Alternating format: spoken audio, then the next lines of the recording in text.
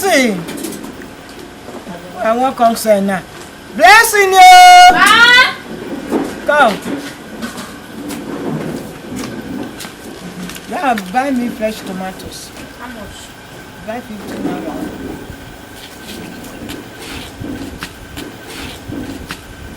Where you dey sell my pikin? Where you dey sell am? I said buy tomatoes for me now. Which tomatoes? You don't go buy your own make you go make sell am? Wetin you dey sell am for? You don't go buy your own? Na my own na you go dey sell message? Wetin dey bring that one? Huh? Hey. God. This is wala. Hey. Come on, go inside. God. And because I no born. Hey, Baba, give me my own. Me I dey send message. Baba God, Jesus, God do my own for me. Now because I no get pikin, I no go send another person pikin message. And God, now you dey give pikin, I dey give children. Baba do my own for me. Oh God, do my own for me. Make I get my own children. When I dey send message in life, so that they no go accuse me again. Hey, Baba God, do am for me. Hey God, do am for me. Oh, do am for me. Do am for me. Make I get my own pikin to send message in this life. Do am for me. Oh God in heaven.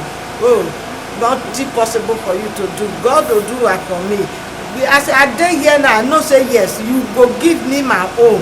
When I born, I go dey send a message. Oh God, do am for me. Oh God, will do am for me because now you dey give pikin. Baba God, give me my own. Give me my own. Give me my own. Oh God, so that I will give body to my own pikin. Oh Baba God. We are grateful, oh Lord. Father, we thank you. We appreciate you. We give you glory, honor, and adoration for this life. Father, we thank you. We appreciate you, Father, because you know all our heart desire. Ancient of this, Father, we want your will to be done in our life in the name of Jesus Christ. Amen. Grant our heart desire in the name of Jesus Christ. Amen. Have your way in our life. Amen. Take charge right now in the mighty name of Jesus Amen. Christ. For in Jesus' name, mighty name, we are praying. Amen. Thank you, Holy Spirit. Father, stand up. You know what you will do for me? I would like me to sow seed. Yes, for your prayer to be where seed up. Yes, just sow seed where you know say we don't pay you small for body. You are blessed in Jesus' name. Your case is already settled. You can go.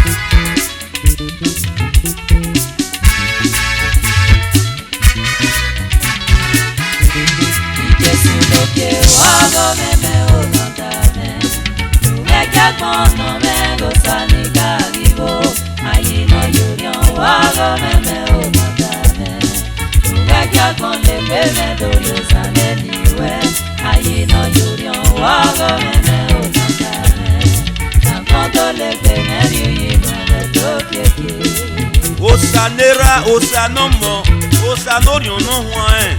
La baba loué mi yano dame borion me baba. Jesu no ke wago meme onotame. Nugakia kono me losani karibo. Ayino yorion wago meme onotame. Nugakia kono me me do yo sane niwe. Ayi no yurion wago meme onotame. Na kondo leke me yuyi mele dokeke. Jesu doke woteme o biwena. Ayi no yurion woteme. Eyi na re. Musenara megbe ni mubu were o. Ọba náà kí o ya. Sudoke ya na re dagbon me. Ọba náà kí o ya o. Jesu doke wago meme onotame. Nugekia kono me gosani karibo. Ayi no yurion wago meme onotame. Nugekia kondo leke me yosane niwe. Ayi no yurion wago meme onotame. Na kondo leke me yuyi nwele dokeke. Evang tano. Emi name. Adoja e. Kebe we. Emi name me bakpon. Akpon be ya ki oma. Osamera. Osanomo.